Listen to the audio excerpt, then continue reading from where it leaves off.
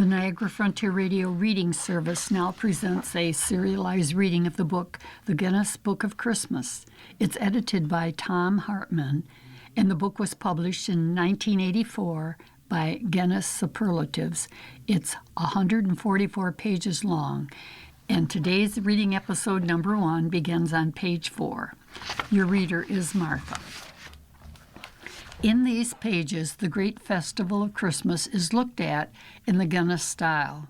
The Guinness Book of Records has, since the first edition was published some 30 years ago, become an international bestseller and is recognized worldwide as the authority on superlative achievements.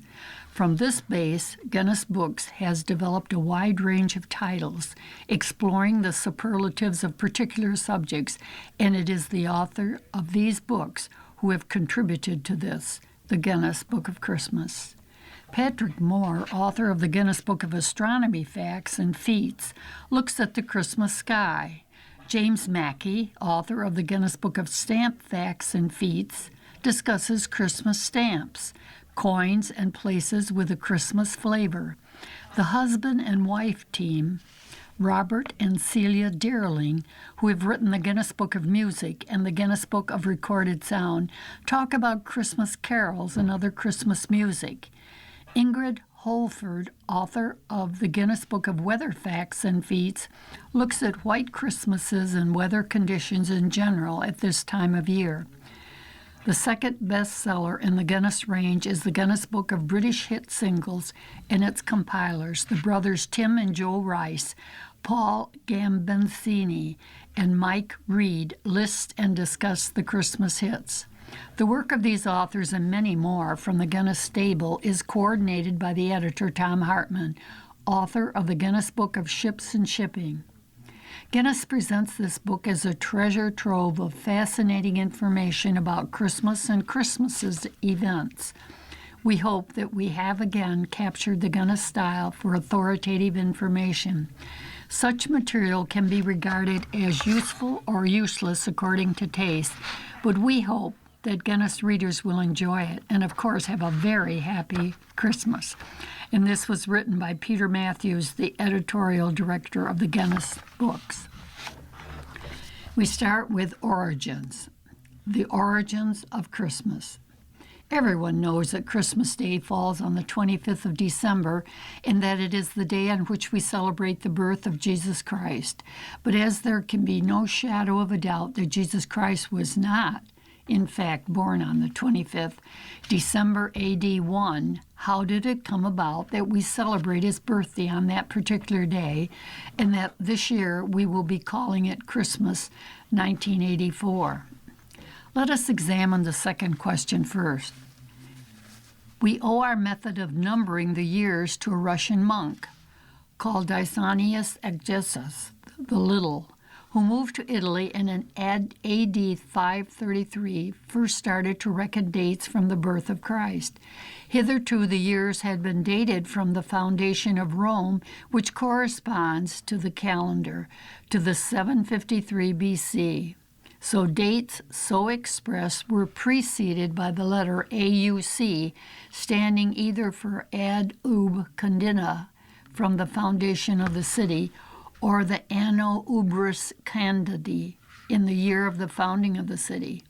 But since we know from St. Matthew that Jesus Christ was born in Bethlehem of Judea in the days of Herod the king, and we also know that Herod died in March of the year of Oc 750, it is at once clear that Dionysius was at least 3 years out.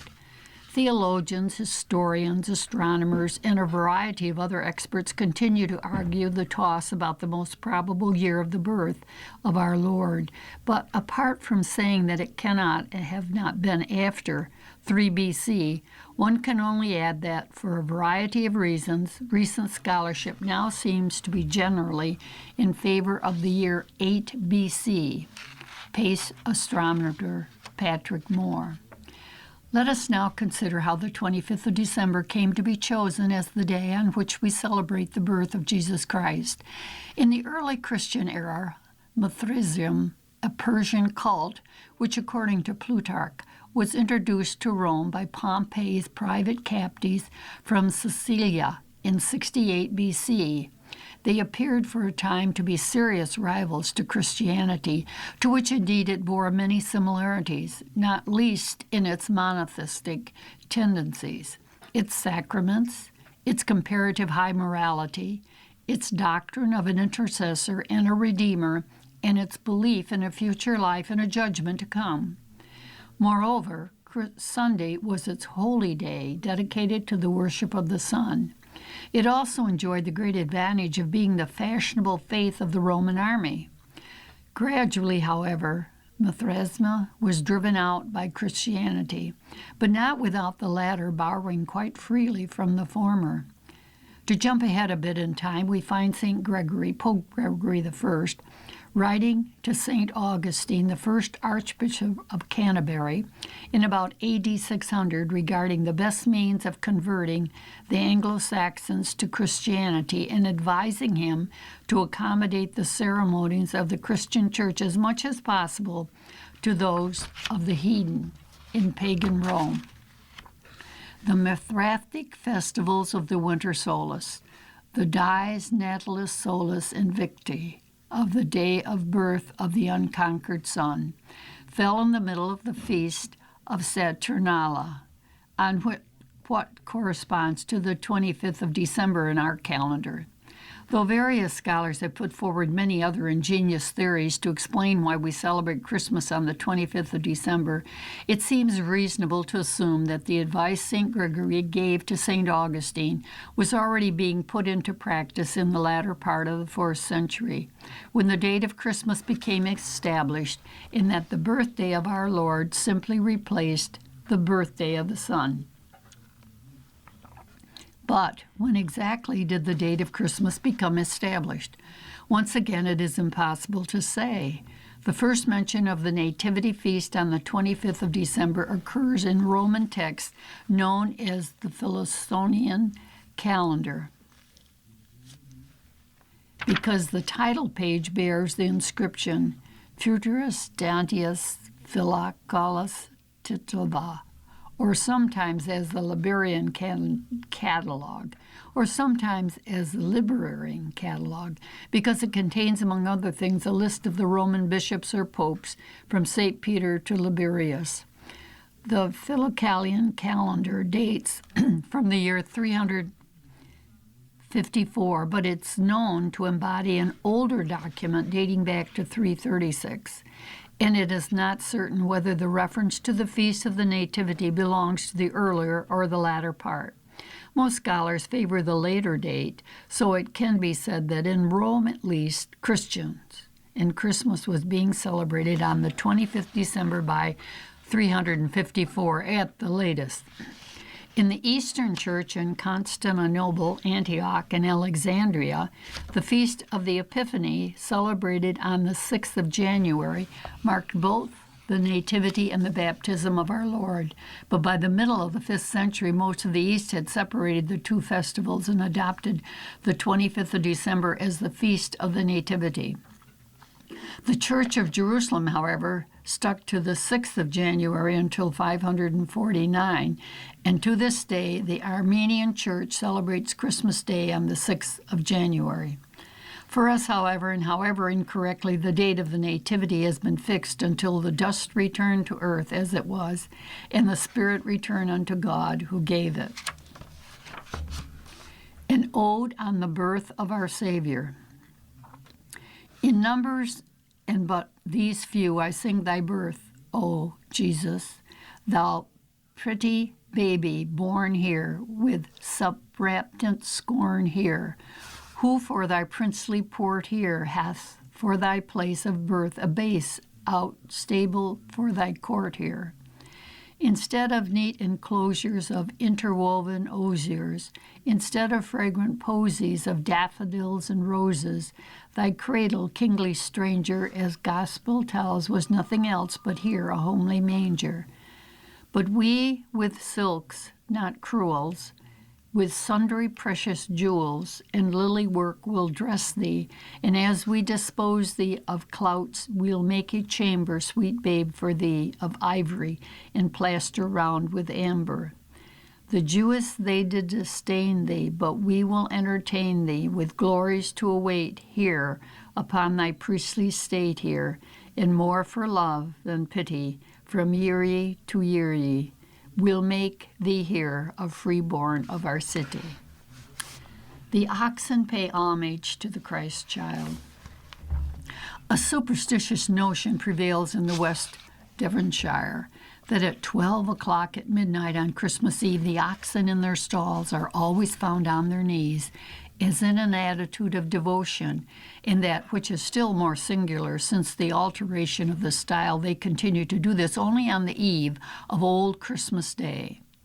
An honest countryman living on the edge of St. Stephen's Down, near Launceston, Cornwall, informed me, October 28, 1790, that he once with some others made a trial of the truth of the above, and watching several oxen in their stall at the above time, at 12 o'clock at night, they observed the two oldest oxen only fall upon their knees, and as he expressed it in the idiom of the country, make a cruel moan like Christian creatures. I could not but with great difficulty keep my countenance. He saw and seemed angry that I gave so little credit to his tale, and walking off in a pettish humor, seemed to marvel at my unbelief. There is an old print of the Nativity in which the oxen in the stable near the Virgin and Child are represented upon their knees as a suppliant posture. This graphic representation has probably given rise to the above superstition notion in his head. The oxen were used in those days for working in the fields. Everyone had a name, which was called as each was toasted. This night, say the old folks, was the real Christmas. My grandfather always kept up Christmas on Old Christmas Day. Said W.P. of Peter Church, none of your new Christmases for him. It must be real Christmas, too, for the holy thorn blossoms, and the cattle go down on their knees at 12 o'clock in remembrance. I've talked to many people who firmly believe this, though they have not seen it. Their parents or grandparents have. Mrs. H. of Eardisty said that her father, who used to live at the Peter Church, had seen it, and the cattle did not only kneel down, but the tears ran down their cheeks. In Weebly, they say that it was only 3-year-old oxen that kneel, not those only 2 years old, but at Kingstone the vicar was told that it was done only by 7-year-old oxen, the same age as those in the stable at Bethlehem when Christ was born. The Nativity. The thatch on the roof was as golden, though dusty, the straw was old. The wind had a peal of as trumpets, though blowing and bearing and cold. The mother's hair was a glory, though loosened and torn, for under the eaves in the gloaming a child was born. Have a myriad children been quickened? Have a myriad children grown old? Grown gross and unloved and embittered, grown cunning and savage and cold? God abides in a terrible patience, unangered, unworn, and again for the child that was squandered, the child is born.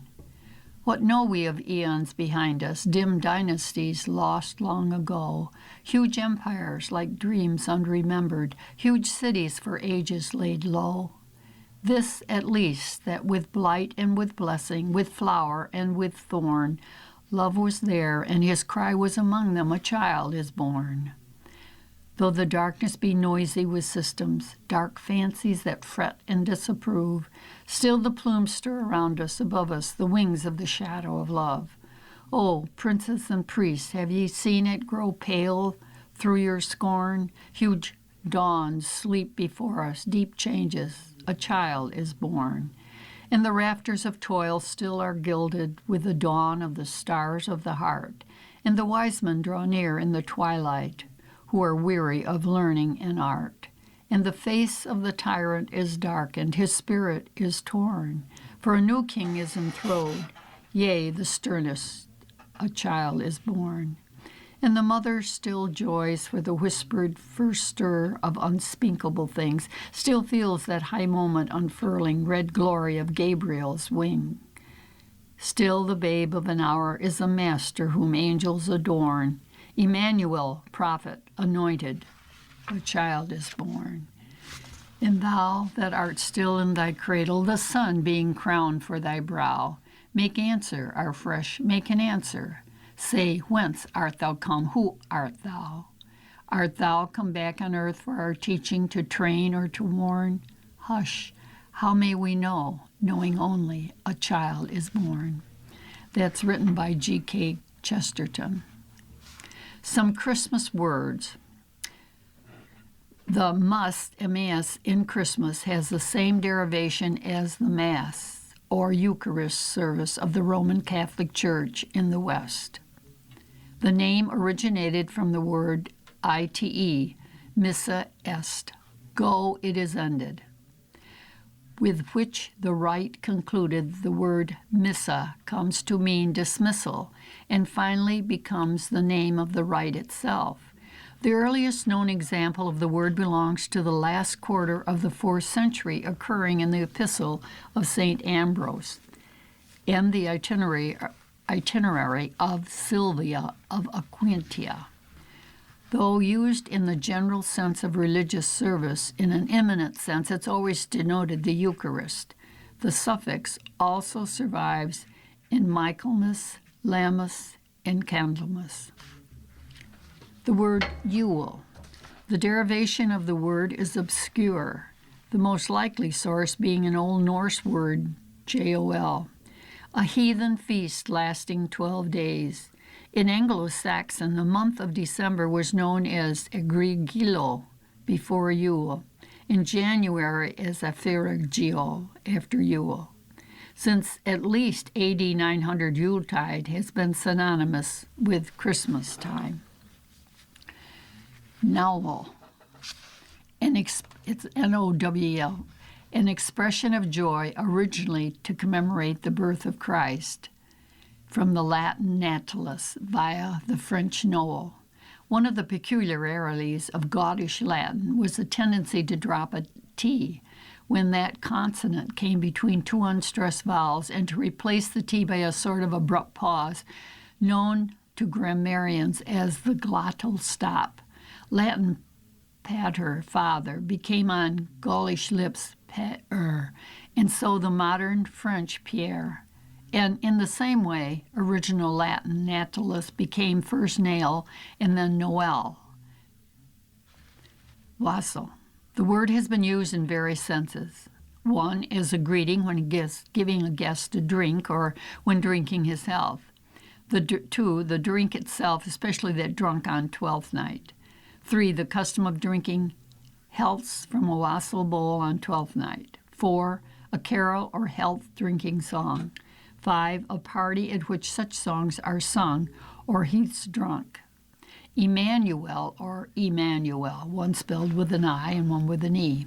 From the Hebrew for God is with us. The word occurs in Isaiah 7:14. Behold, a virgin shall conceive and bear a son, and shall call his name Emmanuel. And in Isaiah 8:8, in Matthew 1:22-3, the prophecy is related to the birth of Christ. Now all this was done that it might be fulfilled, which was spoken of the Lord by the prophet, saying, Behold, a virgin shall be with child, and shall bring forth a son, and they shall call his name Emmanuel, which being interpreted is God with us. Messiah, Hebrew word meaning anointed, applied to a promise delivered of the Jewish nation, and hence to Jesus of Nazareth. In the Septuagint and the most influential of Greek versions of the Old Testament, the word was translated as Christos, from which Christ derives. Alleluia. Though more usually associated with Eastertide, the word does occur in some Christmas hymns. It comes from the Hebrew and means praise ye Yah. Yah is an abbreviation for Yahweh, the Hebrew name for God. The Christmas tree. The first historical mention of the Christmas tree is found in the notes of a certain Strasbourg citizen of unknown name, written in the year 1605. At Christmas, he writes, they set up fir trees in the parlor at Strasbourg and hang Theros roses cut out of many colors, paper, apple, wafer, gold foil, sweets, and so forth. We next meet with the tree in a hostile allusion by a distinguished Strasbourg theologian, Dr. Johanna Conrad Donauer, professor and preacher at the cathedral. In his book, The Milk of the Catechism, published about the middle of the 17th century, he speaks of the Christmas or fir tree, which people set up in their houses, hang with dolls and sweets, and afterward shake and deflower. Whence comes the custom, he says, I know not. It is child's play. Far better were we to point the children to the spiritual cedar tree, Jesus Christ. Though there's no recorded instance of the use of the tree in Germany before the 17th century, the Weihnachtsbaum may well be a descendant of some sacred tree carried about or set up at the beginning of winter festival. All things considered, it seems to belong to a class of primitive sacraments, of which the example most familiar to English people is the maypole. Prince Albert's Christmas tree at Windsor in 1841 was not, as many may imagine, the first to be seen in this country. One had been lit for a party of English children at least 20 years before by a German of Queen Caroline's household, another, or rather 3 others, by the Princess Lieven, staying at Panshammer for Christmas in 1829. A fellow guest in the house was Charles Greville, who fully recorded the scene in his memoirs. It was very pretty. Here it is, the only for children. In Germany, the custom extends to persons of all ages. William Hewitt reported in 1840, it is spreading fast among the English there, pine tops being brought to the market for that purpose, which are generally illuminated with a topper for every day in the year, perhaps a numerical exaggeration. The most famous Christmas tree is that presented each year to the British people by the Norwegians in appreciation of a friendship during the Second World War. King Haakon escaped to Britain after the occupation of Norway by the Germans, and a free Norwegian government was set up in London, from whence news were broadcast regularly back to Norway. In 1947, for the first time after liberation, and every year since, the tree, about 70 feet high, between 50 and 60 years old, is chosen by Norwegian foresters and ceremony cut down in late November. It is carried free of charge from Oslo to Felixstowe on the deck of the Fred Olsen cargo vessel and hauled by road from the docks to Trafalgar Square. Beneath an all-important slab of paving stone in the square is a 4-foot depth of sand and soil, around which is built a temporary scaffold with which to winch the tree into upright position. The base of the trunk is pushed hard down into the soil, a dozen wedges driven in to make sure it is secure, and then the scaffold is removed so that the tree stands unsupported as it did in the forest. On one occasion, strong winds took 10 feet off the top of the tree. On another, a tree snapped neatly in half when being offloaded at the docks. However, the people of Oslo procured a replacement in time for the ceremonial lighting in the week before Christmas. The tree is lit by 650 electric light bulbs, all white, in order to stimulate the traditional white candlelight. The floodlighting of the nearby National Gallery is dimmed on this occasion so as not to detract from the effects of the switching on ceremony and to focus attention on the tree and the carol singing around its base. Mistletoe. Christmas has long been the great occasion of decoration in English churches, and the use of holly, ivy, and box at that season has lasted as an unbroken tradition through all the days of carelessness and neglect. Of all the foliage available at that cold time, mistletoe alone seems to be, by universal agreement, to be excluded from the church. It was the sacred plant of the Druids, which may have made the church cautious of using it, but it was also the plant which supplied the fatal shaft which slew Balder the Beautiful. And it may therefore mean that our Saxon forefathers so far clung to their ancestral myths that they would not use the death symbol of Balder at the birth of the White Christ. The secular frivolalities connected with the mistletoe have no doubt had something to do with keeping it out of the church in more recent times. It is said that there is only one instance of mistletoe being introduced into the carving of an English church, and that is on the tomb in Bristol Cathedral. The Christmas decorations must be taken down before Candlemas Day, and if but a simple leaf or berry be left in pews, someone of those who usually occupies that seat will die before another Yuletide. Such at least is the belief of many, and the people have been known to send their own servants to the church to sweep out their pews most carefully on Christmas Eve. Christmas Past, ceremony upon Candlemas Eve. Down with the rosemary and so, down with the bays and the mistletoe, down with the holly, ivy all, wherewith ye dress the Christmas hall. That so the superstitions find no one least branch there left behind. For look, how many leaves there be, neglected there, maids trust to me, so many goblins you will see. The ceremonies for Candlemas Day.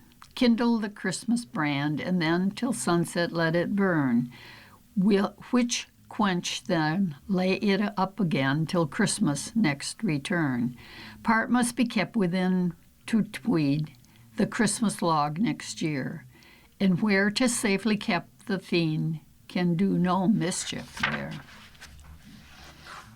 Upon Candlemas Day, end now the white loaf and the pie, and let all sports with Christmas die. Chapter 2 is music. Christmas carols.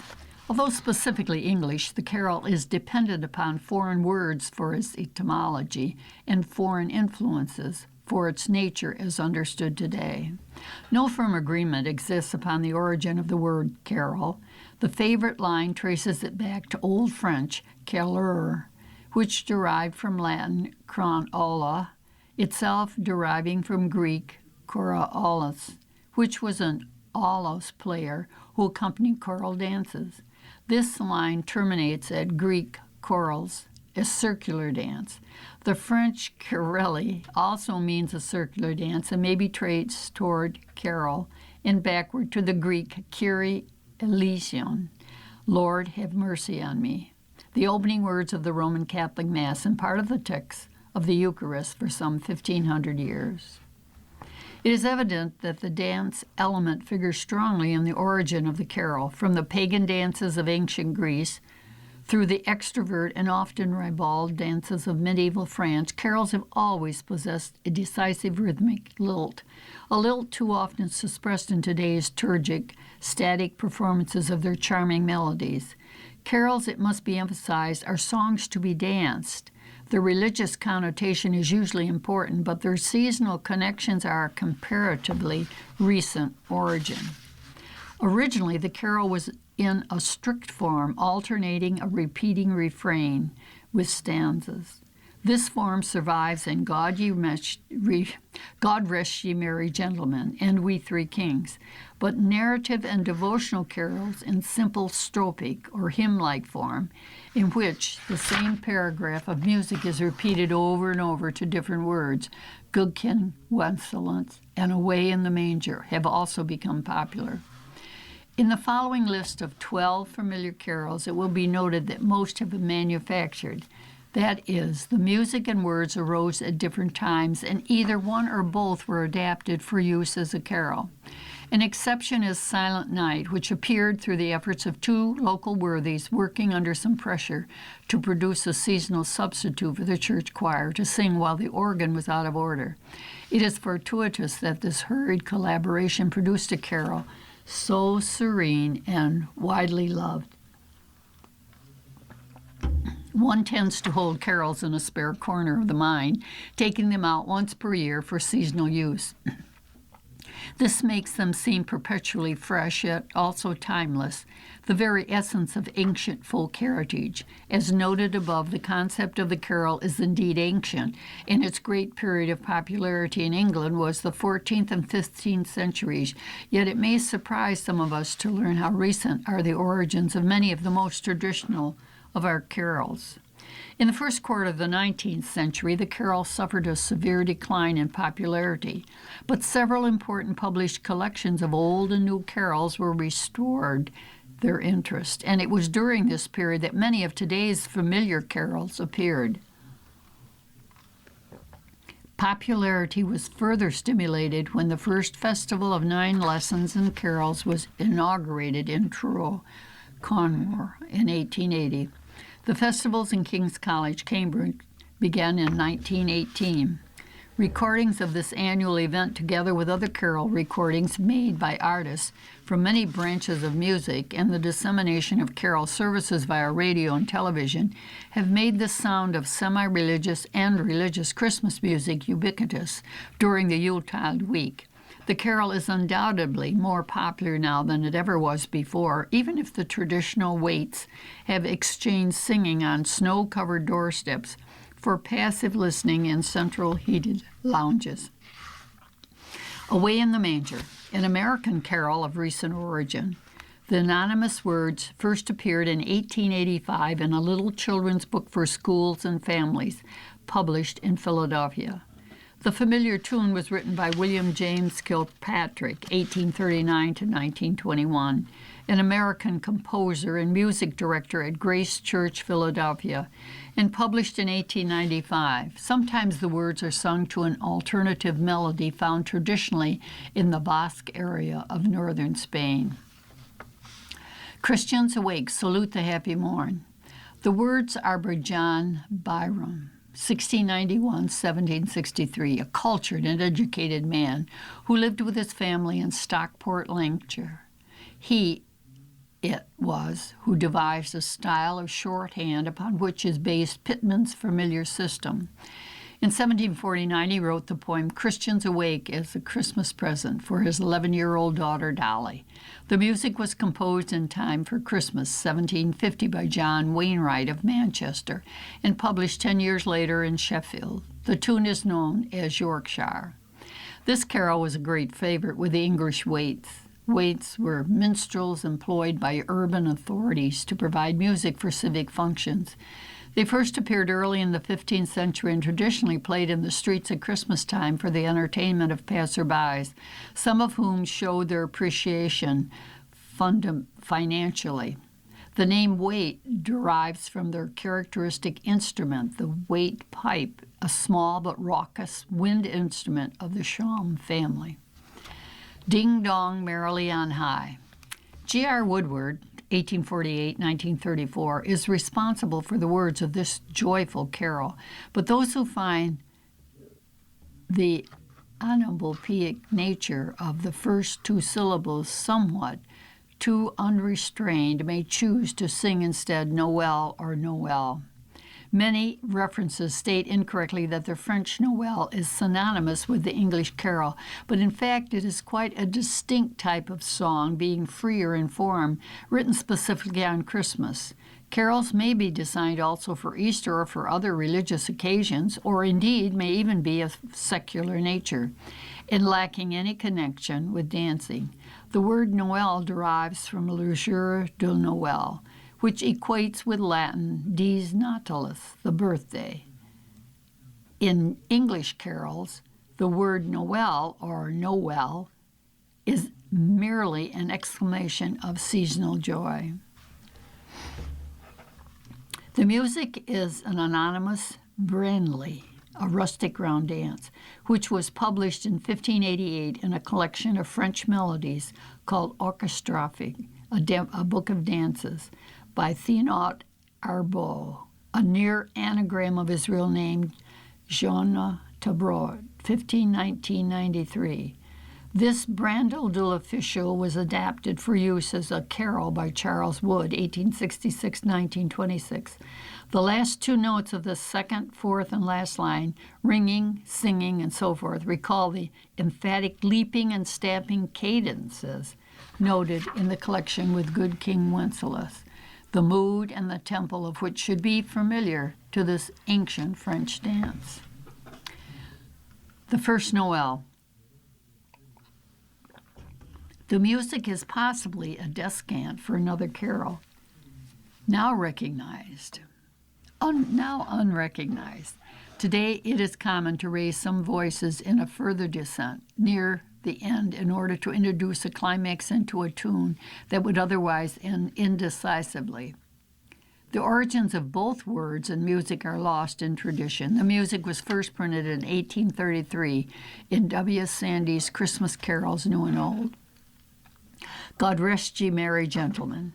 Traditional words and music, probably originating in London, first printed in 1846. The music is at least a century older, and probably very much more. A version of the tune set to patriotic words circulated in England around 1745. Good King Wenceslas, mid-19th century words by Dr. John Mason Neal, 1818-66, which replaced the original. First published with the music in 1582, those words began Tempus adest florent, the time of flower is at hand, and indicate a lustily and joyous springtime song sung to a tune approaching in nature an abandoned fertility dance.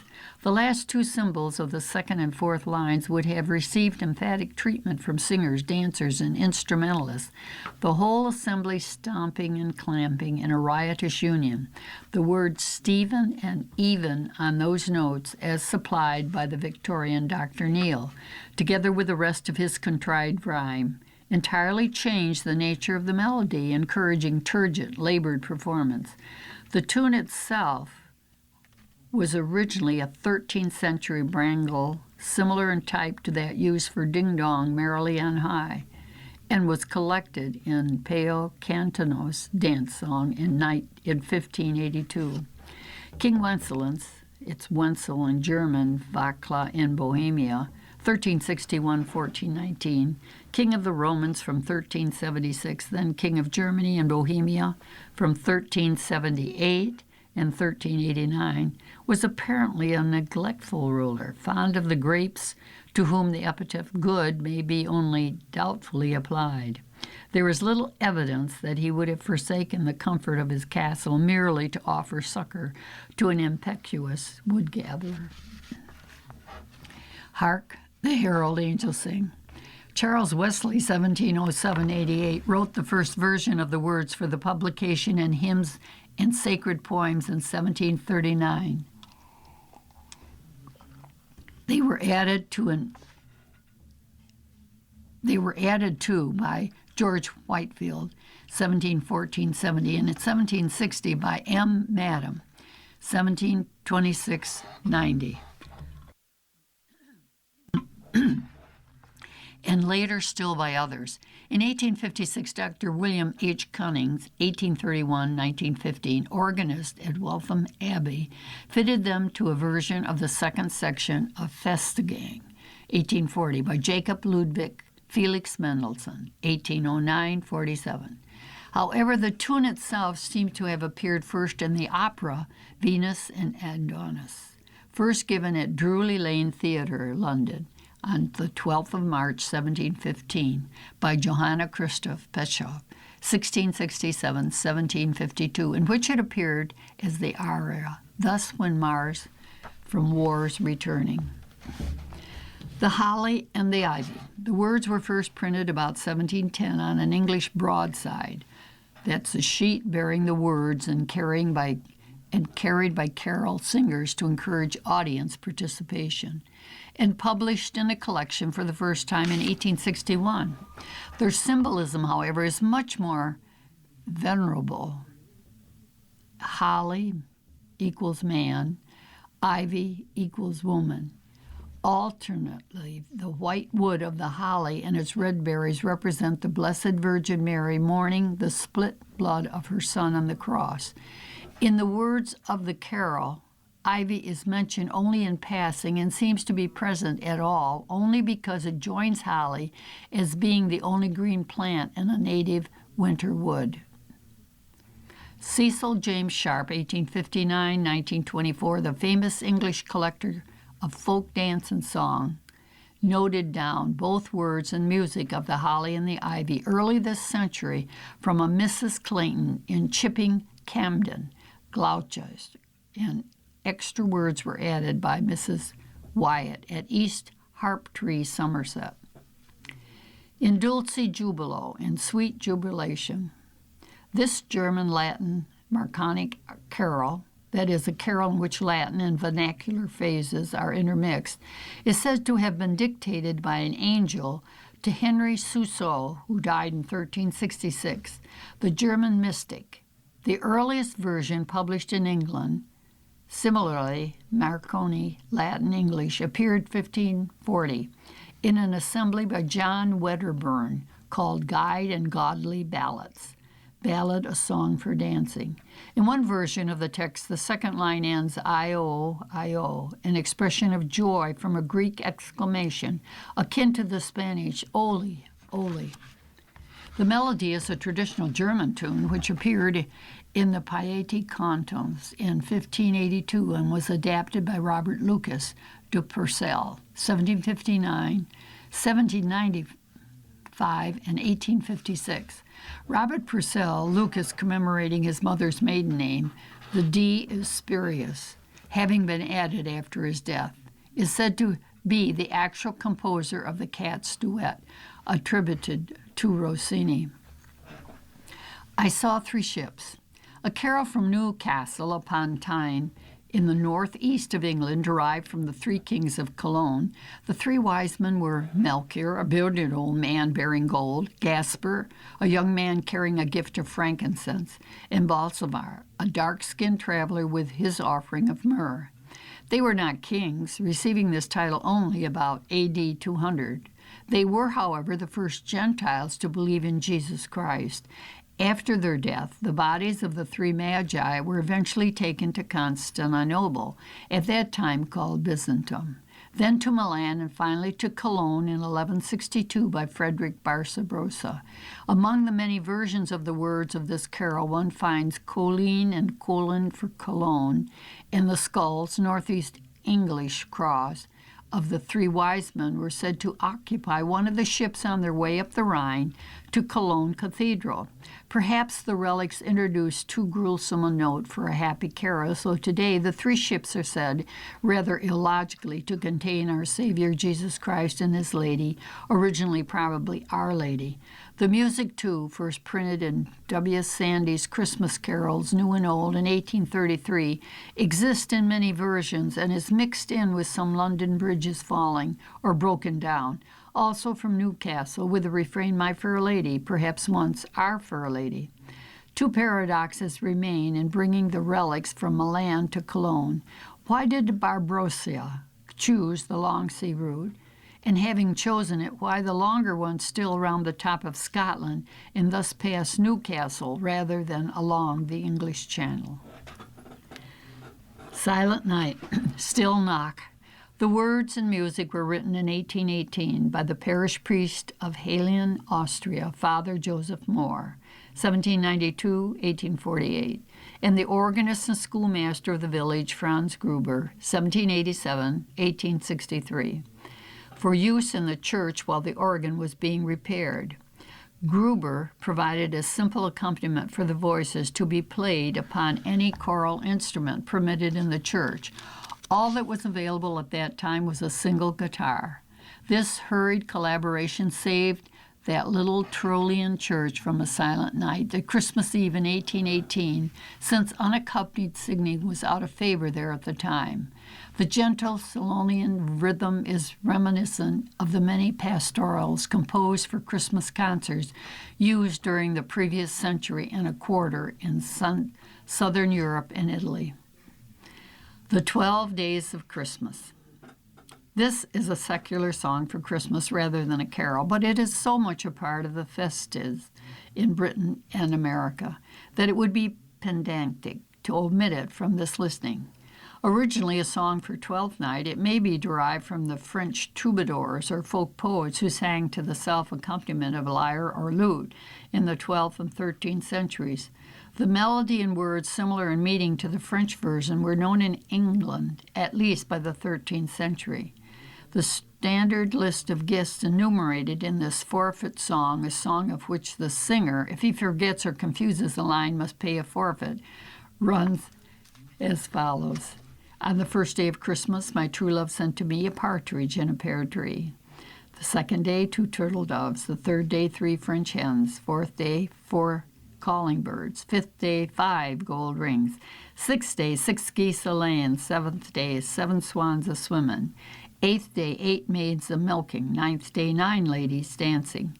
10th day, 10 lords leaping. 11th day, 11 pipers piping. And the 12th day, 12 drummers drumming. The true lover's bill goes up by 1 pound, 1,307 pounds. The cost of true love at Christmas has increased by 1,307 pounds in the past 12 months, despite an annual inflation rate at its lowest for 14 years. The total cost of all the gifts in the song, The 12 Days of Christmas, has jumped like a lord a-leaping by 26.3% to reach a total of 6,277 pounds. A number of economies introduced last year have been perpetuated this Christmas, but the true lover's bill is the second business since the Times first reported the calculation in 1973, when the total was only 2,816 pounds. Partridges and geese are the only items that have not risen in price.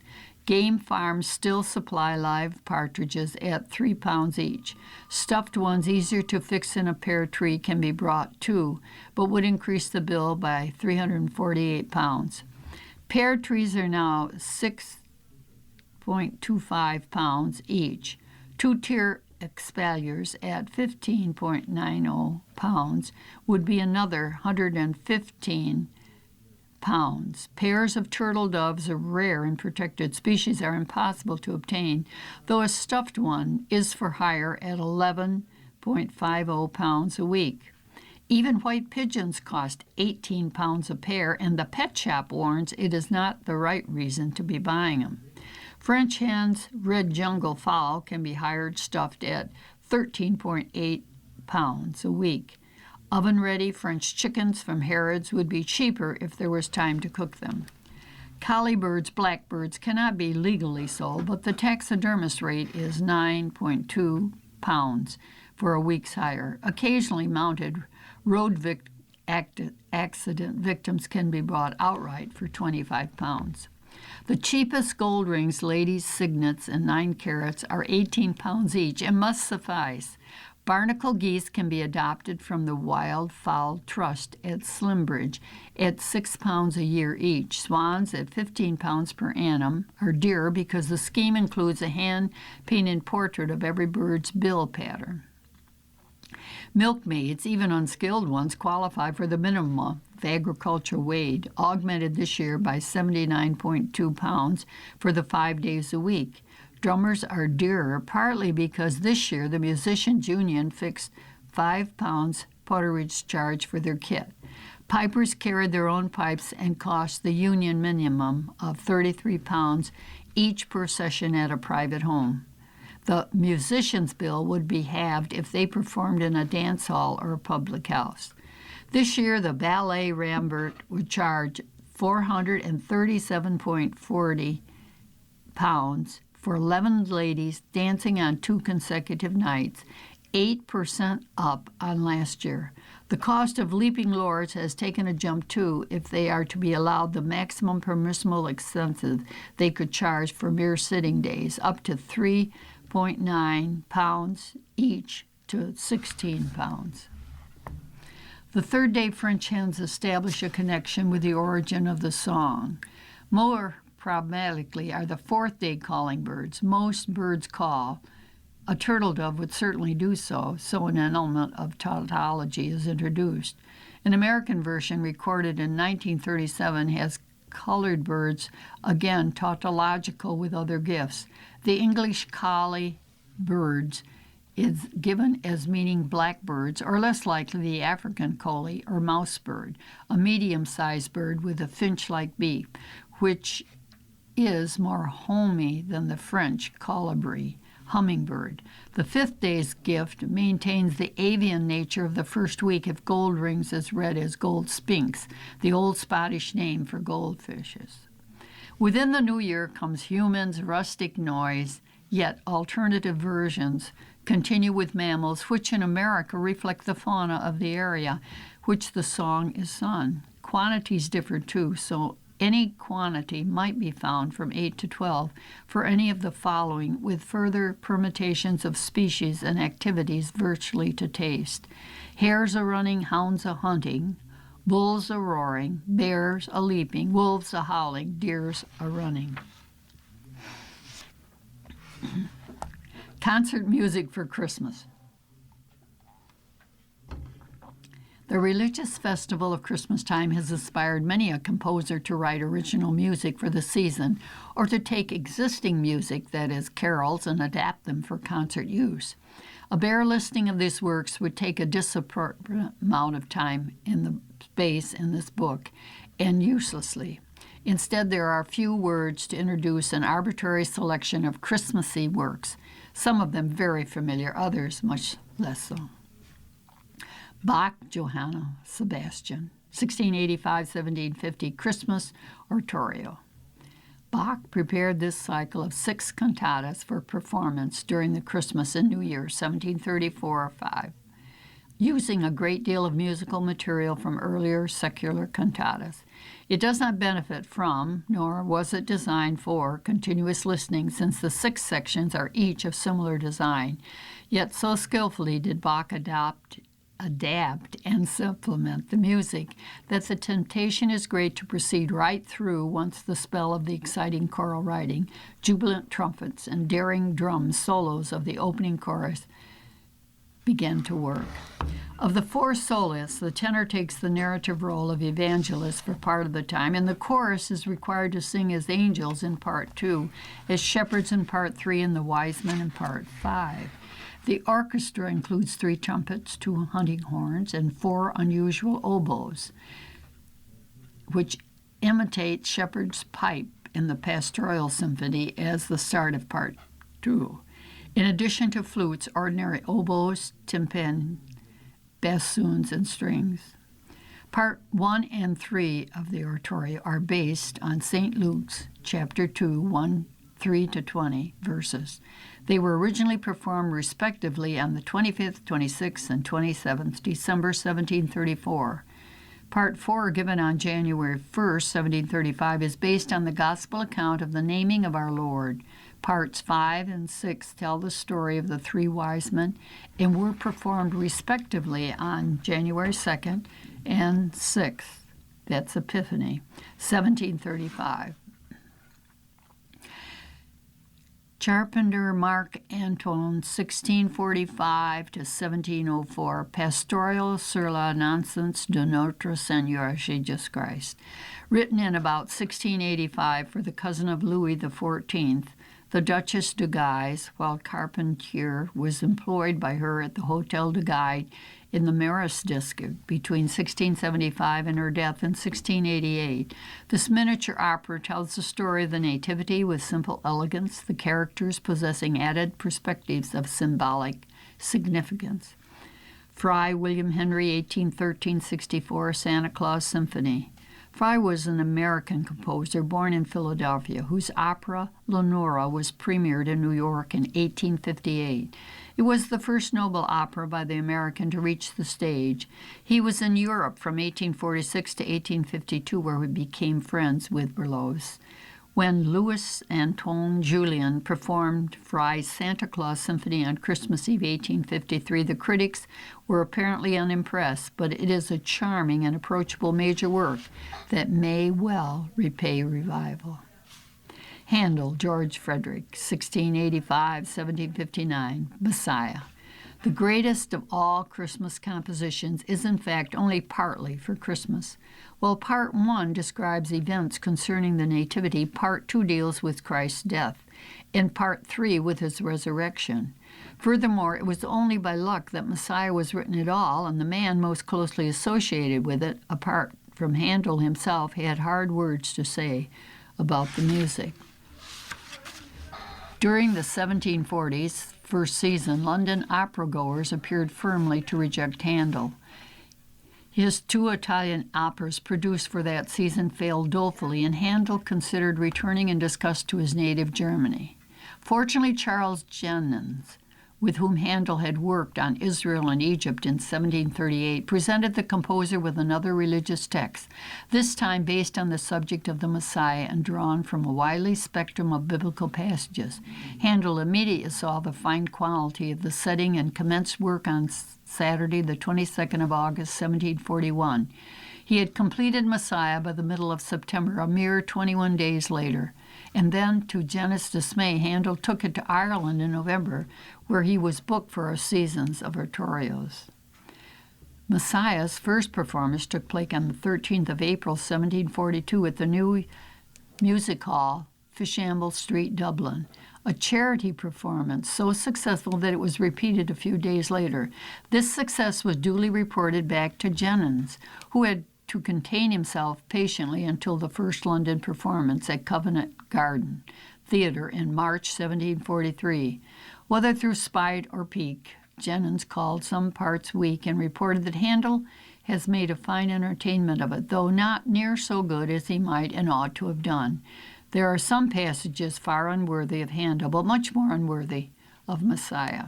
Subsequently, Handel made several revisions, as was his habit with a large-scale work, once he had experience of performances to guide him, and Messiah has been in the regular repertory ever since, appealing as strongly to those with deep musical and religious convictions as to those without.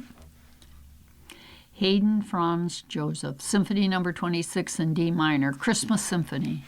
Although once known by his name, Haydn's Symphony of about 1768 is in effect a tone poem representing the Passion of the Cross, and would more appropriately carry the name Passion Symphony were it not that another Haydn Symphony, No. 49, already bears that title. A suitable alternative name for No. 26 is now Current Lamentation. Hay Hutchison, Victor, 1901-47, Carol Christmas. This South African-born composer was the son of the last English governor of Cape Colony. He worked in both Cape Town and England, and it was a while he was in the BBC in London that he composed his Carol Symphony in 1929. The work, the first of his two symphonies, takes its material from many of the best-known carols, and it's scored, unlike its companion, for a large orchestra. We'll conclude our reading at this point. You've been listening to a serialized reading of the book Guinness Book of Christmas, edited by Tom Hartman. The Niagara Frontier Radio Reading Service presents serialized book readings weekday afternoons at 2 and weeknights at 10. This is Martha, hoping you'll join us for Episode 2 of the Guinness Book of Christmas, edited by Tom Hartman. Thank you for listening. Coming up next on the Niagara Frontier Radio Reading Service, we have Episodes 2, 3, and 4 of the Guinness Book of Christmas. Stay with us for these readings and more. Hello, this is Marian Heatherly, Community Engagement Coordinator for your Niagara Frontier Radio Reading Service, and I'd like to talk to you as another year comes to a close. We've been reflecting on what we've accomplished in 2025 and what needs to be done in the new year, and you, our listeners, are at the heart of everything. The most important message we want to share this holiday season is thank you to all of our listeners who have supported radio reading in 2025 by listening, by making a donation, by attending an event, by spreading the word about us, by connecting a new listener with us. You're incredibly important to us as we review our accomplishments of the past year and plan for the future, so we can keep our programming free for everyone who needs it and reach more people who would benefit. On behalf of the entire team at Niagara Frontier Radio Reading Service, may the joys of the holiday season be with you all.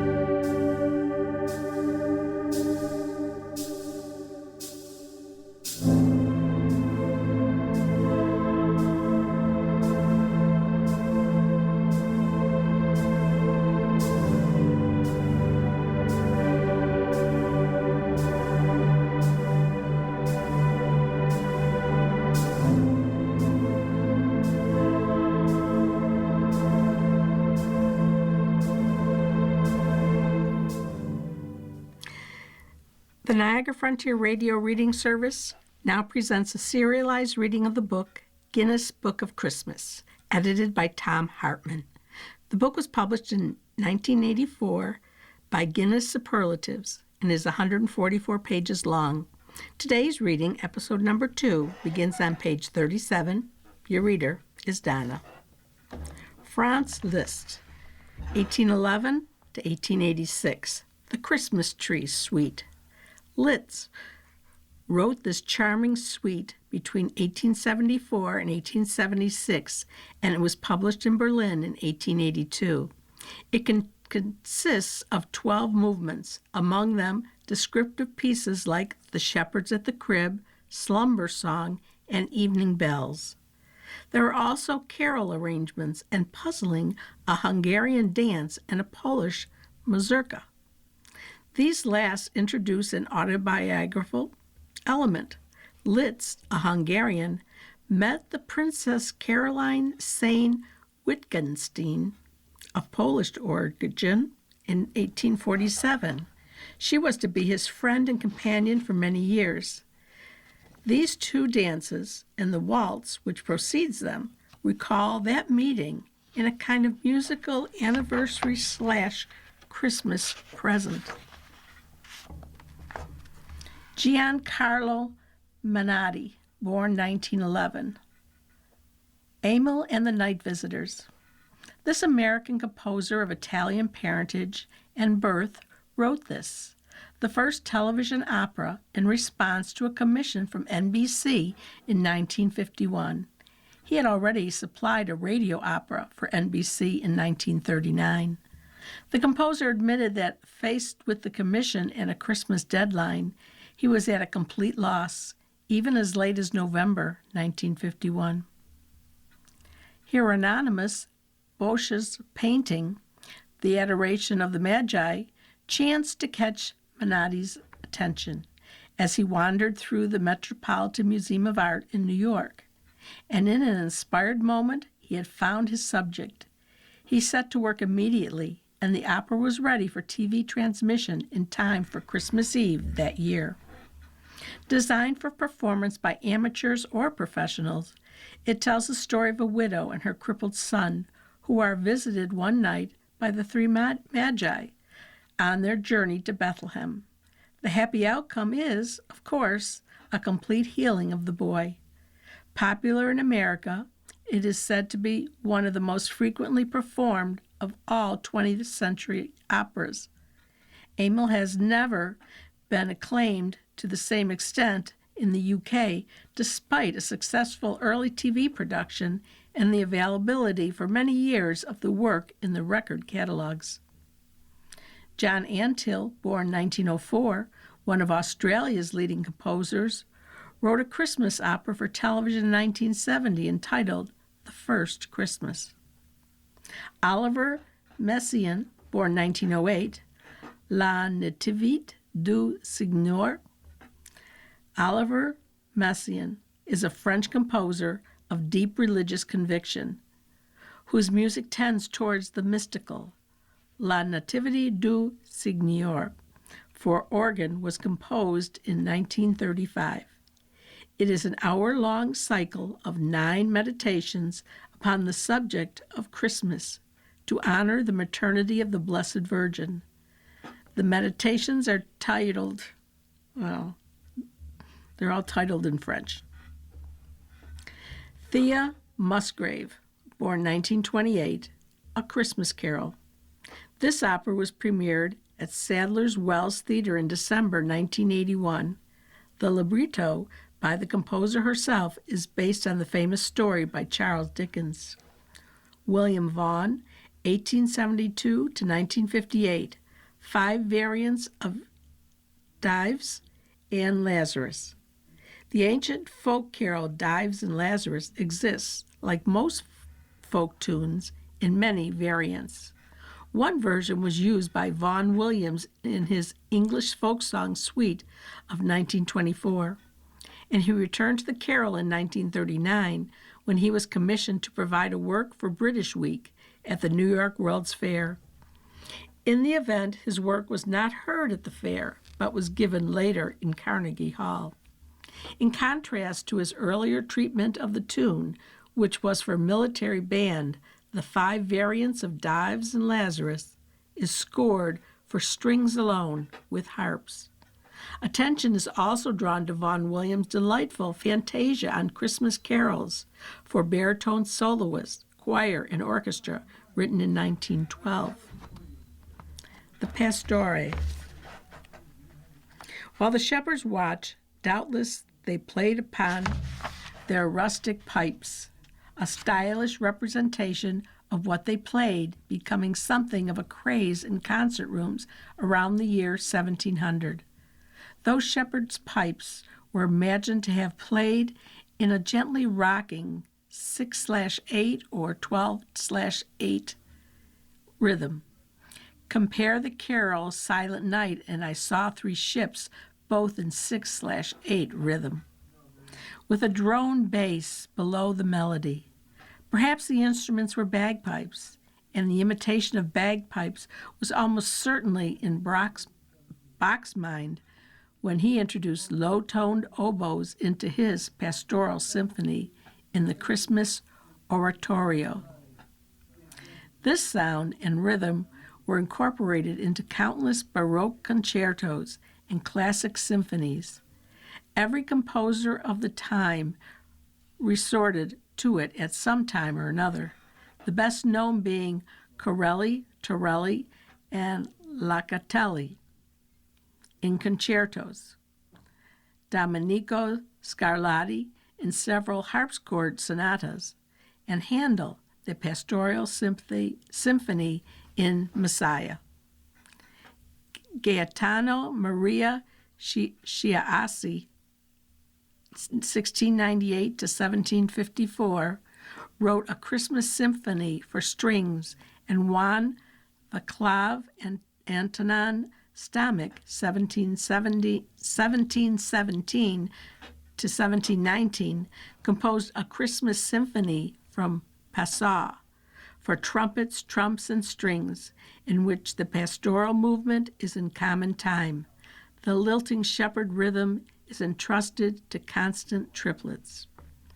It was Freibert's symphony and others by Christian Kanabich from 1731 to 1798, and Anton Zimmermann, 1741 to 1781, that led to Beethoven's Pastoral Symphony, in which the religious connotation has given way entirely to the rustic in the slow movement in 12/8 rhythm, which is called Scene by the Brook, but is restored in the last movement in 6.8, Shepherd's Hymn of Thanksgiving after the storm. The Play of Herod, an anonymous stylist representation of the biblical story written in the 12th century for Yuletide performance in church. Even though the prime purpose of such musical dramas, the play of Daniel was another, was to educate the illiterate in the events concerning the life of Christ. The elders of the church still insisted on conducting the proceedings entirely in Latin. Clues to the musical contribution are sparse, and to the instruments and tempi of performance non-existent. Yet modern reconstructions have been performed and recorded using available data as to the practices of the time. Christmas hit singles and Christmas hit albums. What is a Christmas hit? It is a record that is a hit at Christmas time, which makes Return to Sender by Elvis Presley or the soundtrack LP from the film South Pacific as much of a Christmas hit as Harry Belafonte's Mary's Boy Child or Slade's Merry Xmas Everybody. Christmas is the time of year when record sales are at their highest. To have a hit at Christmas is more lucrative than at any other time of the year, which is why the market from mid-November onwards is flooded with bizarre records that would never see the light of day except at a time when a large number of consumers have more money than sense. The Christmas records divide into 4 categories: the religious, the sentimental, the humorous, and the Christmas pop. Some records overlap category lines. The religious category includes such songs as Mary's Boy Child, Little Drummer Boy, and When a Child is Born. The sentimental song usually features the younger generation. No One Quite Like Grandma and Two Little Boys are prime examples. The humorous category includes such offerings as Ernie, the Fastest Milkman in the West, and My Ding-a-ling, which hardly fits into the mood of Christmas. Christmas pop songs are the ones with a Christmas theme put out by the stars of the day to give them a hit at Christmas. Songs like Dickie Valentine's, Alphabet, Slade's Merry Christmas Everybody, or Roy Orbison's Pretty Paper. There is, of course, a fifth category, those songs which are hits at Christmas despite having no religious, sentimental, or humorous connection with the season whatsoever. In terms of ultimate success at Christmas, the number one hit song on Christmas Day, these songs have been most successful over the 32 Christmases since 1952, when the single chart was created. Only 2 humorous songs have held the number one spot, only 3 religious songs, 1 song twice, and 3 Christmas pop songs have been on top at Christmas, while no more than 6 sentimental songs can be included as chart toppers on 25th of December, even if we count recordings like Tom Jones' Green, Green Grass of Home and Renee and Rinaldo's 1982 smash, Save Your Love. The charts, at least 17 Christmases, have reflected no particular seasonal influence on the number one position.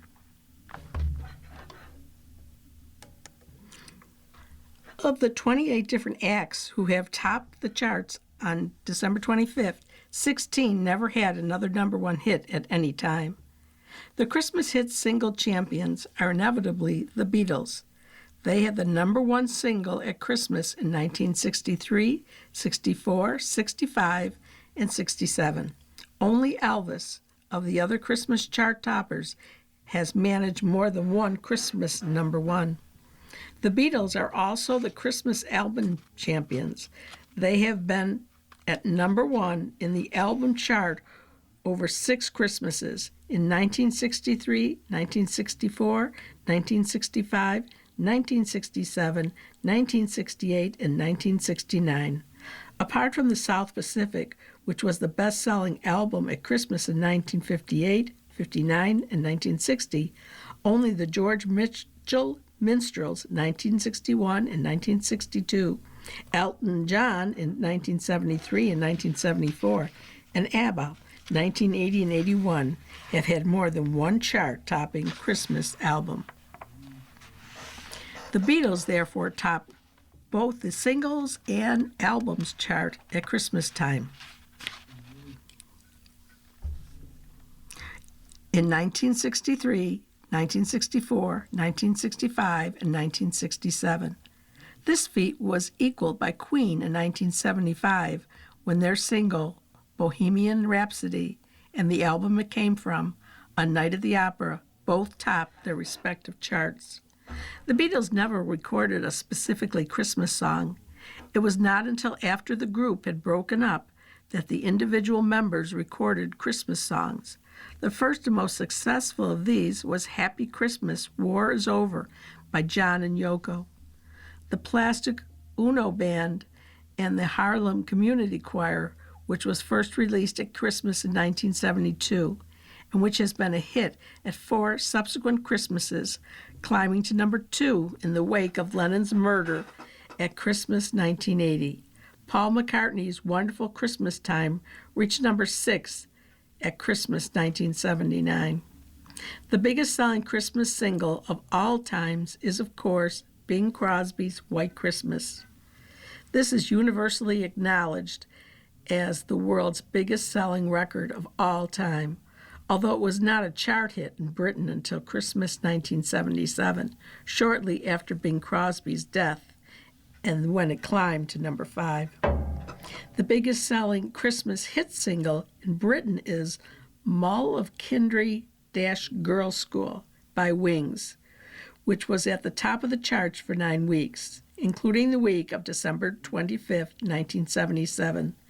This remains the biggest selling single in British chart history, becoming the first to sell over 2 million copies in Britain, and it gave Paul McCartney his 5th Christmas number 1.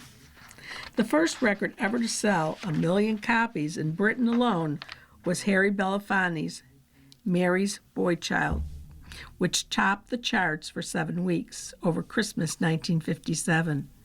The record had the longest run at number 1 of any song with a Christmas theme and became one of the 6 songs to have reached number 1 in England in 2 different versions, when 21 years later, Boney M. took their Christmas melody, Mary's Boy Child, Oh My Lord, to the very top. Here's the full list of Christmas number 1 hit singles. 1952, Here in My Heart by Al Martino. 1953, Answer Me by Frankie Laine. 1954, Let's Have Another Party with Winifred Atwell. 1955, Christmas Alphabet with Dickie Valentine. 1956, Just Walkin' in the Rain, Johnny Ray. 1957, Mary's Boy Child with Harry Belafonte. 1958, It's Only Make Believe by Conway Twitty. 1959, What Do You Want to Make Those Eyes at Me For by Emile Ford and the Checkmates. 1960, It's Now or Never, Elvis Presley. 1961, Tower of Strength, Frankie Vaughan. 1962, Return to Sender, Elvis Presley. 1963, I Want to Hold Your Hand, The Beatles. 1964, I Feel Fine, The Beatles. 1965, Day Tripper / We Can Work It Out, The Beatles. 1966, Green, Green Grass of Home, Tom Jones. 1967, Hello, Goodbye, Beatles. 1968, Lily the Pink, Scaffold. 1969, Two Little Boys, Rolf Harris. 1970, I Hear You Knocking, Dave Edmunds. 1971, Ernie, the Fastest Milkman in the West, Benny Hill. 1972, Long-Haired Lover from Liverpool, Little Jimmy Osmond. Merry Christmas, everybody, Slate. Lonely This Christmas, Mud. Bohemian Rhapsody in 1975, Queen. 1976, When a Child is Born, Soleado by Johnny Mathis. 1977, Mull of Kindry / Girls' School, Wings. 1978, Mary's Boy Child, Oh My Lord, Boney M. 1979, Another Brick in the Wall, Part 2, Pink Floyd. 1980, Just Like Starting Over, John Lennon. 1981, Don't You Want Me, Human League. 1982, Save Your Love, Renee and Ronaldo. 1983, Only You by Flying Pickets. The full list of number 1 albums at Christmas since 1958, when the LP charts began, is as follows. 1958, South Pacific, Original Soundtrack. 1959, South Pacific, Original Soundtrack. 1960, South Pacific, Original Soundtrack. 1961, Another Black and White Minstrel Show, George Mitchell Minstrels. 1962, Black and White Minstrel Show, George Mitchell Minstrels. 1963, With the Beatles, The Beatles. 1964, Beatles for Sale, The Beatles. 1965, Rubber Soul, The Beatles. 1966, The Sound of Music, Original Film Soundtrack. 1967, Sgt. Pepper's Lonely Hearts Club Band, The Beatles. 1968, The Beatles. 1969, Abbey Road, The Beatles. 1970, Greatest Hits, Andy Williams. 1971, Electric Warrior, T-Rex. 1972, 20 all-time hits of the 50s, various artists. 1973, Goodbye Yellow Brick Road, Elton John. 1974, Elton John's Greatest Hits, Elton John. 1975, A Night at the Opera, Queen. 1976, 22 Golden Greats, Glenn Campbell. 1977, Disco Fever, various artists. 1978, Grease, original film soundtrack. 1979, Greatest Hits, Rod Stewart. 1980, Super Trooper, ABBA. 1981, The Visitors, ABBA. 1982, The John Lennon Collection, John Lennon. 1983, Now That's What I Call Music, various artists. Although the Beatles are the Christmas hit champions, many other acts besides the Fab Four and Elvis have had more than one Christmas hit without necessarily taking these hits all the way to the top. The Christmas party melodies of the 1950s were the mainstay of each December's charts. There was Winifred Atwell's Let's Have a Party, Let's Have Another Party, still the only medley of more than 2 songs to have reached the top of the singles charts. Let's Have a Ding Dong, Make It a Party, Let's Have a Ball, and Piano Party, which gave her 6 top 10 hits and 1 number 1 in 7 years. The Big Ben Banjo Band, a studio orchestra under the direction of EMI staff producer Norrie Paramore, hit with Let's Get Together number 1 and Let's Get Together again in 1954 and 1955. The Johnston brothers missed out at Christmas 1954 with Join In and Sing, but made up for it in 1955 and 56 with the hit records Join In and Sing Again and Join In and Sing number 3. Russ Conway's increasingly complicated annual Christmas melodies from 1957 were Party Pops, More Party Pops, More and More Party Pops, and Even More Party Pops. For Christmas 1961, he gave up melodies and reached number 7 with Toy Balloons. The rise in popularity of the long playing record helped to kill off the party medley single, but not completely. The Dave Clark Five put Good Old Rock and Roll into the top 10 at Christmas 1969, following it with more Good Old Rock and Roll a year later. The champions of Christmas humor are the Barron Knights. Their biggest hit was A Taste of Agro, their number 3 hit at Christmas 1978. But they also hit the festive top 20 in 1965, 1966, 1977, and 1980. The Goodies had 2 Christmas hits, Father Christmas, Do Not Touch Me in 1974, and Make a Daft Noise for Christmas in 1975. Chris Hill borrowed the Dickie Goodman technique of using short clips from hit singles to make 2 more, Rent a Santa in 1975 and Bionic Santa in 1976. But on the whole, Christmas has been surprisingly not a good time for comedy hit singles, apart from Scaffold's Lily the Pink in 1969, Benny Hill's Ernie in 1971, and Chuck Berry's equally unchristmassy My Ding-a-ling, which fell from the top spot 2 days before Christmas in 1972. The least well-timed Christmas hit was undoubtedly Ben, I'm Walking Backwards for Christmas by the Goons. It was first issued in June 1956 and climbed to number 4, but dropped off the charts on the last day of August that year. It was reissued in 1973 as the B-side of the reissued Ying Tong Song. And although, once again, the Goons hit the top 10, the autumn equinox had not arrived before their Christmas offering disappeared a second and final time into chart obscurity. The Beverly Sisters' version of Little Drummer Boy did not enter the charts until the 13th of February, 1959, and reached number 6 before falling out of the charts in May.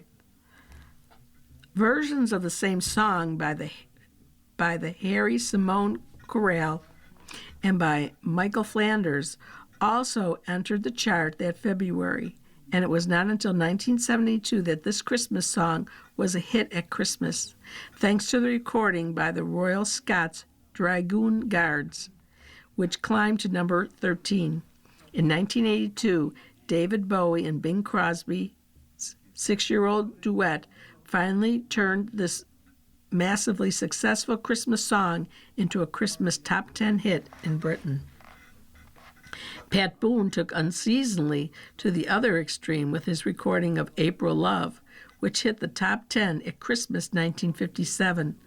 Although it did stay on the charts until May 1958, that same Christmas, Boone's version of White Christmas slipped unobstructedly into the charts at 29 for 1 week. The most obscure Christian hit is surely Moira Anderson's Holy City. The chart for 27th of December 1969 was compiled but never published, and thus the world was unaware that Miss Anderson had hit the chart for the first and only time in her career at number 43. The next week, the 3rd of January of 1970, no chart was even compiled for the first time since December 31st of 1954. On January 10th, a chart was both compiled and published, but Holy City had disappeared out of the top 50. Moira Anderson's chart career was over. The stars have gone in for Christmas pop, songs recorded especially for Christmas. Every year since Bing Crosby showed how commercial the idea was in 1942. Mantovani's version of that 1942 hit, White Christmas, was in the British top 10 at the first chart Christmas in 1952, and since then, almost everybody has recorded songs for Christmas. Some have been memorable, like Elvis Presley's Santa Bring My Baby Back to Me and Phil Spector's Christmas album. Some have been more forgettable.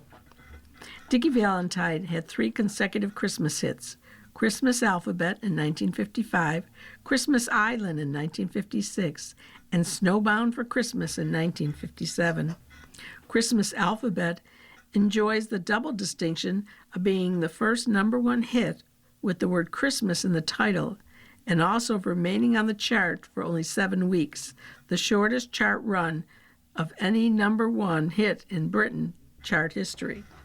Until 1979, Dickie Valentine held the record of having charted with more Christmas pop hits than anybody else. But in that year, Elvis Presley's 4th Christmas hit, It Won't Seem Like Christmas Without You, climbed to number 13 to overtake Dickie Valentine. In 1980, Elvis's 5th Christmas pop hit, Santa Claus Is Back in Town, increased his lead over all comers. Elvis, of course, also topped the chart with an unchristmassy hit in 1960 and 62. In 1958, Johnny Mathis had his first Christmas hit, Winter Wonderland, and in 1976 he took When a Child is Born, Solado, to number 1. That was his only chart topper, achieving 18 years and 216 days after he first hit the British charts. In 1959, Tommy Steele's Little White Bull was a sentimental Christmas smash, although it came from the film Tommy the Toreador, set in Spain in the summertime. In 1960, Tommy Steele tried to repeat the dose, but his Must Be Santa only reached number 40. The big hit of the year was Adam Faith's Lonely Pup in a Christmas Shop. The 60s were generally spared of Christmas pop, although Brenda Lee's classic track, Rockin' Round the Christmas Tree, was an honorable exception in 1962, as was Roy Orbison's Pretty Paper in 1964. The success of Slade's Merry Christmas Everybody and Elton John's Step Into Christmas in 1973 encouraged all and sundry to step into Christmas pop from then on. In 1974, Mud's Lonely This Christmas and the Wombles' Wombling Merry Christmas held down the top 2 chart positions, while Show Daddy Waddy's Hey, Mr. Christmas peaked at number 13.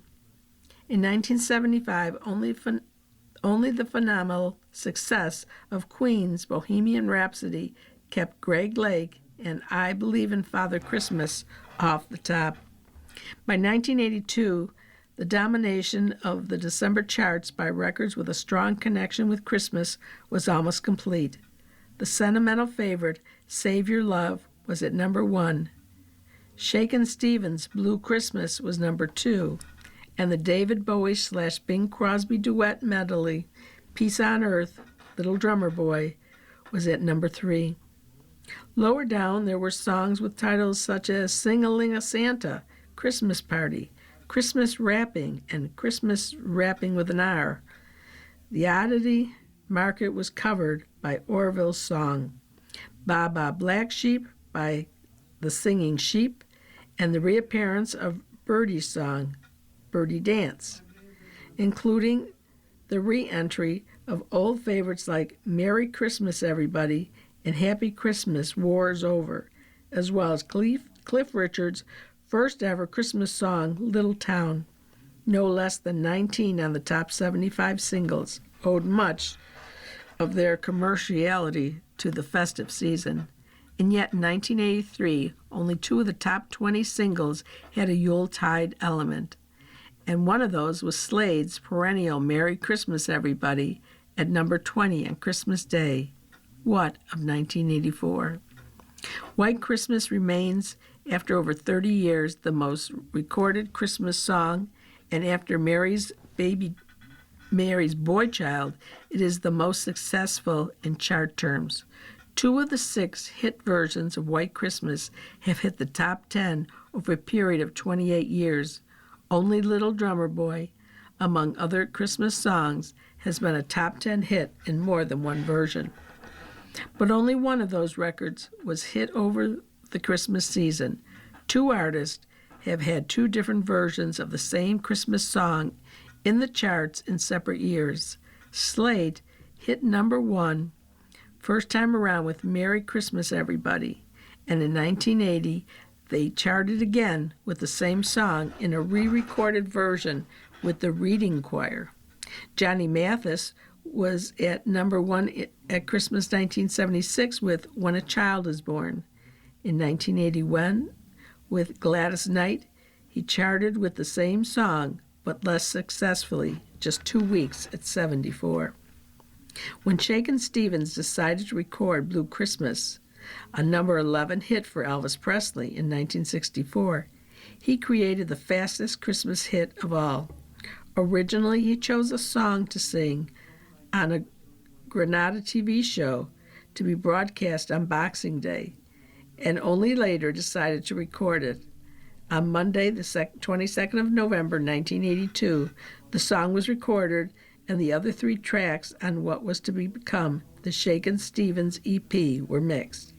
On Friday, November 26th, the record was in the shops, and the next week, it wasn't in the charts. Bing Crosby's White Christmas had taken 35 years to hit the British charts. Detailed analysis of the Christmas charts shows one thing. The charts are no more predictable in late December than they are at any other time of the year. As those of us who have tried and failed to have a Christmas hit will agree, there's no magic formula for the instant Christmas hit. The Beatles dominate the Christmas charts, but then they did all the year round. Elvis has had more Christmas hits than anybody else, but then he's had more hits at any time of the year than anybody else. The stars who have had hits at Christmas are pretty much the same stars who have had hits all the year around, and the subject matter does not vary too much either, except that the word Christmas tends only to appear in the titles of songs issued at Christmas time. Goons always excepted. Sentiment is not only popular at Christmas, nor is humor, nor even religious themes, which can produce hits at any time of the year. The only thing that distinguishes the Christmas record from the spring, summer, or autumn record is that it sells more, because more money is spent in record shops in December. Quality and quantity do not often go together, so perhaps it is surprising that there have been so many excellent Christmas hits, and less surprising that there have been one or two dreadful ones. From White Christmas and I Saw Mommy Kissing Santa Claus in the early 50s to Orville's song, And What Are We Going to Eat Air Indoors? In the early 80s and beyond into the future, the quality and quantity will continue unabated, but only one single and one album a year will be able to claim the title of being the Christmas number one. Chapter 3, Weather and the Night Sky. Christmas weather. The winter solstice occurs on the 21st of December, just before Christmas. On that day, the earth is at its furthest from the sun, and thereafter swings back into the opposite side of its elliptical track around the sun. The southern hemisphere starts its inevitable progress towards winter, while the northern looks forward to gradually lengthening days and the approach of spring. The winter solstice has therefore always been a time of rejoicing. However, Christmas does not necessarily imply the beginning of warmer weather. January and February, even March, are often colder than December, partly because the oceans continue to cool throughout these months. London. London at Christmas has been more often mild than cold since the middle of the 19th century. In his book, London Weather, G.H. Brazel analyzed the periods December 24 through the 26th between the years 1836 and 1964. Out of these 128 years, only 17 Christmases had a mean daily temperature less than 30 degrees Fahrenheit, 2 degrees Celsius, with at least one day colder than 33 degrees Fahrenheit. 14 of these occasions being in the 19th century. In this century, similar cold Christmases happened in 1938, 61, 62, 68, 70, and 1981. 1976 was only marginally warmer. The mildest Christmas in London was in 1920, when each of the 3 days had a maximum temperature of 53 degrees. Long-term cyclical variations in the climate, however, caused earlier centuries to be appreciably colder in winter, and sometimes the Thames froze even through London. Ice floes, unobstructed by locks, drifted down from the upper reaches of the river, but were halted by the narrow arches of the bridges. Even in the tidal river, the flows were then able to bond together under pressure into a continuous stretch of ice, which often looked bumpy but was solid enough to bear considerable weight. Occasionally, this happened at Christmas. In the 1281-1282 winter, from this Christmas until the purification of Our Lady, there was such a frost and snow as no man living could remember. Where 5 arches of London's bridge and all Rochester Bridge were borne down and carried along on the stream, and the like happened to many bridges in England, and not long after, men passed over the Thames between Westminster and Lambeth, dry shod. In 1434-1435, the Thames froze between the 25th of December and the 10th of February, all the way from London Bridge to Gravesend, and the merchandise which came by ship to the Thames mouth was carried to London by land.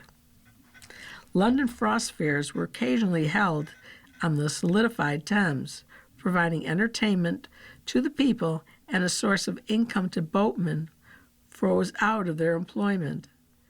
Booths were set up on the ice selling songs and ballads, toys, and lottery tickets, drink and refreshments, while bull baiting and other sports took place in special arenas. Sometimes the fairs coincided with Christmas, one of the most spectacular being in the winter of 1683 to 1684 in the reign of Charles II.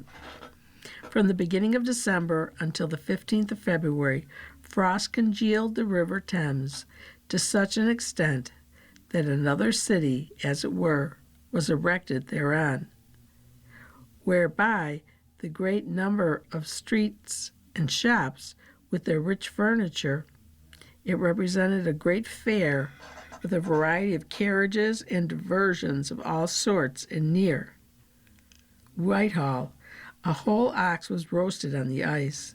The king himself visited the fair, but died just one day after the ice started to break up. Cold winters still happen, as in 1962-1963, when the Thames froze in many places in the upper non-tidal reaches.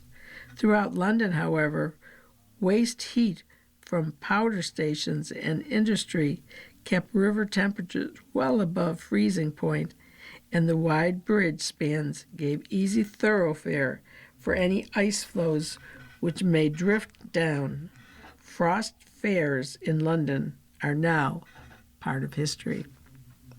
Christmas weather in the British Isles, kept damp by proximity to the Atlantic, is more often white with fog than with snow.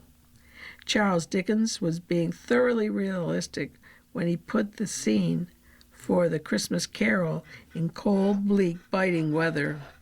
Foggy, withal pouring in at every chink and keyhole, and so dense that the houses opposites were mere phantoms. 3 successful Christmases were foggy in London this century, 1942 through 1944, although temperatures then were not particularly low. In 1981, however, fog was combined with bitter cold, and traveling conditions were extremely treacherous. Cars' windscreens became coated with ice as fog below freezing temperatures froze on the glass, and roads were often glazed into ice rinks. White Christmases. Snow at Christmas is virtually unknown in latitudes lower than 40 degrees, except on high mountains. In polar regions, on the other hand, there is no precipitation other than snow, only a little at a time, but lying refrigerated year after year to compact into deep ice sheets. The temperate latitudes, mountainous regions, often have snow at Christmas, the heaviest falls often being in the Rocky Mountains spine running down the western side of the North Atlantic. In one 5-day period starting at Boxing Day 1955, the Thompson Pass in Alaska had a snowfall of 175 inches, a record for that short period, and about 35% of the normal snowfall in 1 year. White Christmases in the low-lying areas of the United Kingdom are infrequent and therefore a matter for gambling. Bookmakers watch anxiously on the roofs of the London Weather Centre for any snowflakes which might earn or lose them money. More practically, insurance companies provide policies for parties usually traveling by coach who might be unable to reach theaters, pantomimes, and so on because of fog, ice, or snow. The risk is particularly pronounced when the travelers must cross high ground like the Pennines, the Peak District, or the Welsh Mountains, which quickly become impassable in snow. Abandonment policies, however, must be taken out at least 14 days before the event to be covered. That is to say, outside the range of detailed forecast issued by the meteorologist's office. World temperatures at Christmas Day vary widely, and average December temperatures give some idea of the disparity of conditions. Fairbanks, Alaska suffers a chilling -9 degrees Fahrenheit, while Miami, Florida glories in 68 degrees Fahrenheit. Oslo, Norway averages 25 degrees Fahrenheit, while Lerwick, Shetland, at the same latitude, but warmed by the North Atlantic drift current, enjoys a mere comfortable 39 degrees Fahrenheit. Jerusalem has an average December temperature this century, which was last century, of 52 degrees Fahrenheit, but it could have been different in the time of our Lord. Down under, where Christmas happens in summer, the South Pole is remarkably warm if in December the temperature reaches 6 degrees Fahrenheit, which has happened. A normal Christmas temperature in New Zealand is about 63 degrees Fahrenheit, and Australia temperatures may soar to over 75 degrees Fahrenheit. But that does not guarantee that the festive season is always picnic weather. In 1974, Hurricane Tracy tore through Darwin in the Northern Territory on Christmas Day, largely demolishing the town of lightly built frame houses. Both the named Christmas Islands, one in the Pacific Ocean near the equator and the other near Bali in the Indian Ocean, have Christmas temperatures which never vary far from 70 degrees Fahrenheit. United Kingdom December temperatures range modestly from just over 45 degrees Fahrenheit at Plymouth, Devon, at Maidenhead, Northern Ireland, to about 41 degrees Fahrenheit at Manchester, and nearly 39 degrees at Aberdeen, Scotland. Statistics such as these, however, average over a period of 30 years, camouflage the occasional very cold spells. December 1981 was severe, Aberdeen being 6.3 degrees Fahrenheit, colder than usual. Braemar, always having lower temperatures than other Scottish localities, suffered its coldest December since records began there in 1855. Over the 3-day Christmas period, the average maximum temperature was just below freezing point, while the average minimum was 3.7 degrees Fahrenheit. From midnight to midnight on Christmas Day, the temperature never rose above 12 degrees Fahrenheit.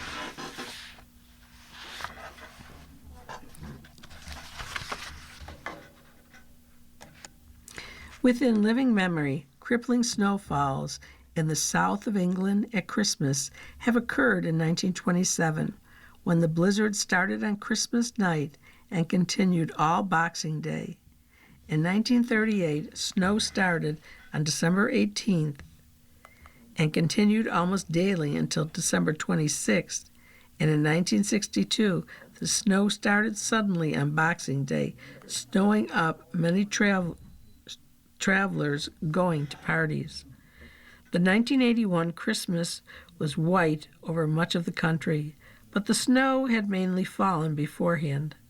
London had about 4 inches of lying snow on Christmas Day in 1968, and small amounts also in 1970.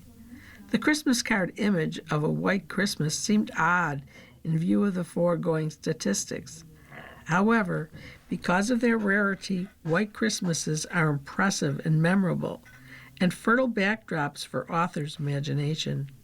Charles Dickens was a young journalist of 24 in 1936 when the first of his Pickwick Papers was published.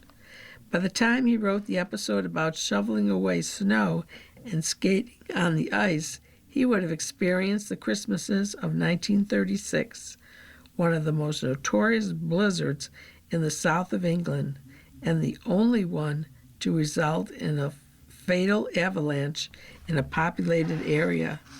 A Mr. Thompson gave a vivid account of his experiences in the Sunset Express. He set out about 2 p.m. on Christmas Eve to travel from London to his home in Sussex. The weather was overcast and gloomy, but there was little snow on the road until he reached Ashdown Forest, where driving conditions became very difficult.